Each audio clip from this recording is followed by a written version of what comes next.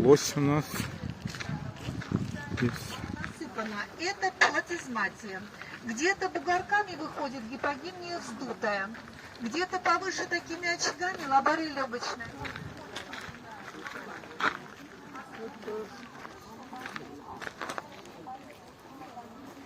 Да. Нет.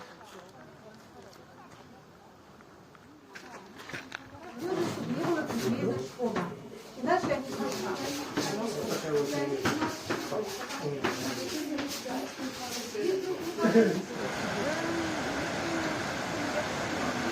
А в Кондакова там 3 километра от Кондакова. Нам надо у местных кого-то спросить, не отвечайте. Водопад Кивач, Там на Карелия. карте сказали.